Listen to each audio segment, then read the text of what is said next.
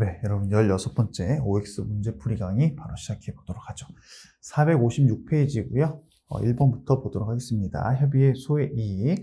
당연히 적법 요건이기 때문에 상고심 계속중까지도 끝까지 존속해야 된다는 내용. 2번, 행정청이 영업허가 신청에 반려처분의 취소를 구하는 소의 계속 중에 사정 변경을 이유로 행정청이 위 반려처분을 직권으로 취소했고요. 이와 동시에 위 신청을 다시 또 반려하는 내용의 재처분을 했다면 어떤 걸 가지고 다퉈야 된다? 재처분한 그걸 가지고 다퉈야지. 기존의 처분 가지고 다투면 소외이익이 있다 없다? 없다. 근데 여기는 당초 처분해 가지고 취소를 구해도 소외이익이 있다라고 했기 때문에 틀리게 되는 겁니다. 아시겠죠? 잘 기억하셔야 돼요. 457페이지 4번입니다. 구도시 및 주거환경정비법상 조합설립추진위원회의 구성 승인 처분을 다투는 소송 중에 조합설립 인가처분이 내려졌다. 자, 조합설립 인가처분이 내려졌다라는 거는 사실 여러분들이 이 키워드를 단순히 암기하려고 하는 게 아니라 이 구조를 잘 아셔야 되고, 그리고 이런 거를 다투고자 하는 사람은 제3자입니다. 조합 설립 인가처분을 받고자 하는 사람이 아니라, 그죠? 이 일련의 프로세스, 구성 승인, 그 다음에 뭐 요건을 갖춰가지고 결론적으로는 조합 설립 인가처분이 이제 최종적인 처분인데, 이것 자체를 막고자 하는 제3자가 이런 거를 소송으로 제기하는 거예요. 그래서 그 사람이 얘네들이 조합 설립 인가처분을 못 받게 하기 위해서 구성 승인부터 문제가 있어서 구성 승인을 다투는 소송을 제기해서 다투고 있었는데, 시간이 오래 걸리다 보니까 조합 설립 인가처분까지 내려져 버렸네요. 자, 그럴 때에는 법원이 봤을 때는 결론적으로는 조합 설립 인가처분이 안 내려져야 되기 때문에 네가 다퉈야 될 것도 조합 설립 인가처분의 취소를 구해야지, 그 전에 하나의 일련의 프로세스일 뿐인 구성 승인을 다투는 처분은 이제는 의미가 없어 라는 의미에서 이 결론을 기억하셔야 되는 겁니다. 아시겠죠? 그렇기 때문에 나중에 조합 설립 인가처분이 내려져 버렸다면 그 전에 구성승인 처분에 대한 취소를 구할 법률상 이익은 사라져버린다라는 걸 여러분들이 기억하시면 됩니다. 그렇게 이해하시면은 키워드라든가 나중에 시험장에서도 빨리 답을 맞출 수가 있어요. 458페이지 6-1번입니다. 제재적 행정처분의 가중요건이 불형인 시행규칙상 처분 기준으로 규정되어 있는 경우, 이거 자체가 하나의 낚시로 시작되는 거죠. 왜냐? 우리가 시행규칙에 들어있는 시행규칙은 처분성이 없기 때문에 이런 걸 근거로 어떤 처분을 내릴 때는 뭐 당연히 법규성이 없지 않나라는 그 의심을 들게 하면서 그 처분에서 정한 제재 기간이 이미 끝났다면 그에 따라 선행 처분을 받은 상대방은 그 처분의 취소를 구할 법률상 이익이 없다라고 하면서 딱 쐐기를 박죠. 하지만 뭐라고 그랬어요? 일단 제재적 가중 처벌이 있다면 그 단순히 영업정지 1개월이 지났다 하더라도 일단 소송의 이익은, 소의 이익은 인정이 되고요. 근데 그게 심지어 시행 규칙에 근거한 제재 규정이라 할지라도 상관없이 소의 이익은 인정된다 했습니다. 시험에 이렇게 많이 나왔어요. 그렇기 때문에 여러분들이 이런 애들 나오면 절대 낚이면 안 된다라는 거 한 번 더 말씀드립니다. 자, 근데 이거 기억나세요? 요거랑 비슷한 것 중에 어떨 땐 또 구분할 줄 알아야 돼요. 그 제재적 가중 요건을 기산하는 그 기간 자체가 이미 지나버렸다는 거. 영업정지 1개월이면 1개월을 따지는 게 아니라 과거에 영업정지 처분을 받았던 사람이면은 이렇게만 돼 있으면은 그냥 무조건 소외이익이 인정되지만, 최근 1년간의 영업정지 처분을 받은 사람일 경우에 가중 요건이 된다라고 했는데 이미 예전에 받았던 영업정지 처분이 3년 지나가 버렸어요. 1년만 따지는데 3년 전이에요. 그럴 땐 의미가 있어요? 없죠. 그럴 때는 소유이익이 또 없어지는 겁니다. 아시겠죠? 근데 특별히 그런 내용이 없다면 그냥 제재적 가중 요건이 있다. 그럼 소유이익이 인정되는 게 원칙이에요. 그게 시행규칙에 근거가 있다 하더라도. 아시겠죠? 그렇게 구분하셔야 되고. 다음 페이지 7-1번입니다. 학교 법인 임원 취임 승인의 취소 처분 후에 그 임원의 임기가 만료가 됐다. 근데 그럼에도 불구하고 왜 소유이익을 인정해 줘야 된다? 민법의 규정에 의해서 그 이사들은 후임 이사 선임 시까지 긴급 처리권을 갖고요. 또 후임 이사를 선임할 수 있는 권한도 갖게 되기 때문에 소의 이익을 예외적으로 인정해 줘야 된다. 임기가 끝났다 하더라도. 아시겠죠? 그 판례 잘 기억하셔야 되고요. 460페이지 8-1번입니다. 행정처분의 취소를 구하는 소에서 비록 행정처분의 위법을 이유로 무효 확인 또는 취소 판결을 받다 하더라도 처분에 의해서 발생한 위법 상태를 원상 회복시키는 것이 불가능하다면 원칙적으로는 소의 이익 없기 때문에 각하. 그렇죠? 예외만 잘 따져보시면 되고요. 8-2번 건축 허가 처분의 취소를 구하는 소를 제기하기 전에 건축공사가 완료돼 버렸대요. 당연히 소의 이익 없죠? 왜냐, 우리 2심 변론 종결 시기가 되더라도 건물이 지어져 버리면 소의 이익이 없는데, 당연히 이거는 시작도 안 했는데 건물이 지었으면 소의 이익이 없겠죠. 근데 문제는 낚으려고 소를 제기한 후에 사실심 변론 종결일 전에 건축공사가 완료된 경우에는 소의 이익이 있다? 아니죠. 이거는 판례 결론을 잘 알고 있는지와, 그리고 이 소송의 그 프로세스라고 할까요? 그런 걸 알고 있는지도 물어보는 문제인데, 결론적으로는 무조건 건물이 지어져 버리면 소의 이익이 없어집니다. 왜냐? 원상회복이 안 되니까. 그렇기 때문에 그 결론만 기억하셔야지, 이게 소를 제기하기 전이냐 아니면 2심 변론 종결 전이냐, 이걸 구분할 필요는 없는 논점입니다. 아시겠죠? 다음 461페이지 9-2번. 자, KBS 사장 그리고 지방의원 같이 보죠. 이 사람들이 뭐 제명을 당했거나 해임을 당했다 할지라도, 나중에 본인들의 임기가 끝났다 할지라도 그 자체만으로 취소 소송을 제기할 수 있는 권리가 없는 게 아니죠. 왜냐? 다시 그 직을 할 수는 없지만 내가 해임됐거나 아니면 제명됐을 때부터 내 임기까지 못 받았던 월급을 받을 수 있게 되기 때문에, 취소 소송에서 이기면, 그렇기 때문에 소의 이익이 인정되는 애들 잘 기억하셔야 돼요. 넘어갑니다. 462페이지에 9-5번입니다. 현역 입영 대상자가 현역 입영 통지 처분에 따라서 현실적으로 입영했다. 자, 현실적으로 입영했다. 현실적으로 끌려갔다. 소의 이익 인정해줘야 돼? 안 해줘야 돼? 해줘야 된다라고 해서 법률상 이익 인정해줘야 됩니다. 자, 근데 어떻게 됐어요?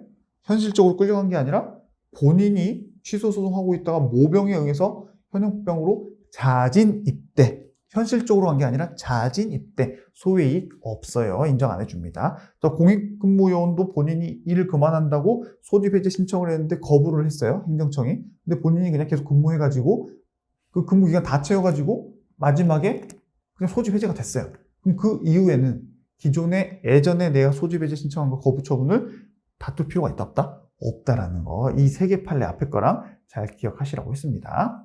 다음 464페이지 11-2번. 자, 고등학교 졸업이, 여러분들이 그 행정법 공부하실 때 고등학교 졸업 자퇴 다투고 싶다, 그러면 이 판례만 기억하시면 됩니다. 고졸의 자퇴 다투는 이유가 단순히 대학 입학에 대한 목적만이 아니기 때문에 그 사람이 검정고시로 해서 고등학교 졸업에 자격이 있다 하더라도 그거랑 상관없이 퇴학 처분을 취소할 수 있는, 소송을 다툴 수 있는 소의 이익은 여전히 인정이 된다. 이것만 기억하시면 돼요. 아시겠죠? 근데 그 이유는 여기서 말하는 게 이겁니다. 고졸 졸업이 대학 입학 자격이나 학력 인정으로서의 의미밖에 없다고 할 수는 없다. 다른 여러 가지 의미가 많다. 그렇기 때문에 단순히 이런 이유만으로 소의 이익이 없다고 볼 것은 아니다라는 거 잘 기억하시고. 465페이지 1-1번입니다. 취소소송의 피고는 원칙적으로 당해 처분을 한 행정청에 속하는 국가 또는 공공단체이다. 이것도 이제 상당히 많은 분들이 낚일 수 있는 거죠. 왜냐? 국가배상이랑 헷갈리게 해놨잖아요. 그렇죠? 우리 지금 취소소송은 피고가 누구예요? 처분을 한 행정청. 이것만 기억하셔야 됩니다. 국가 또는 지자체가 아니에요. 잘 기억하시고요. 466페이지 3-1번. 공무원법에 따른 처분 그 밖에 본인의 의사에 반한 불리한 처분이나 부작위에 관한 행정소송을 제기할 때에는 대통령의 처분 또는 부작위의 경우에는 누구를? 소속 장관, 공무원이 소속된 그 소속 장관을 피고로 한다고 했습니다. 여러분 정오표에도 제가 말씀드렸듯이 이 뒤에 내용은 아예 잘못된 거예요. 뒤에 내용 그냥 소속 장관에서 끝나는 겁니다. 잘 기억하시고. 예를 들면 이런 거죠. 대통령의 검사 임용 처분에 대한 취소 소송의 피고 적격은 법무부 장관이 갖는다. 검사는 법무부 소속 공무원이죠. 그렇기 때문에 법무부 장관이 피고가 된다고 보시면 됩니다. 467페이지 5-3번. 중앙노동위원회의 처분에 대한 행정소송은 중앙노동위원회가 아니라 그 위원회의 위원장이 피고가 된다고 했어요. 그 대표적인 예가 이런 애들. 이런 것들은 좀 기억하실 필요가 있습니다. 위원회 자체가 아니에요. 원칙은 위원회가 맞는데 이런 애들은 그 위원장이 된다. 다음 468페이지에 7-1번입니다. 자, 행정처분을 행할 적법한 권한 있는 상급 행정청으로부터 뭘 받았어요? 내부 위임을 받았어요. 자, 내부 위임을 받으면 어떻게 돼요? 원래 내부 위임만 받았으면은 위임을 줬던 행정청의 이름으로 처분을 해야 되기 때문에 그 위임을 줬던 처분청이 피고가 되는 게 맞지만 내부 위임 받은 데 불과한 하급 행정청이 자기 이름으로 처분을 했다면 국민 입장에서는 내부 위임 받았는지 모르니까 처분을 한 행정청 자체가 피고가 된다라고 했습니다. 근데 여기서는 실제로 처분을 행한 하급 행정청이 아니라 그 처분을 행한 적법한 권한 있는 위 행정청을 피고로 해야 된다고 했기 때문에 틀린 거죠. 그렇죠? 이거는 원래 원칙으로 가면 이게 맞습니다. 하지만 권한도 없이 본인 이름으로 처분을 했기 때문에 이렇게 가면 안 된다는 거예요. 아시겠죠? 그 내용이 여기 나와 있습니다. 항상 국민의 시각에서. 국민은 내부 위임했는지 알 수가 없으니까 잘 기억하시고.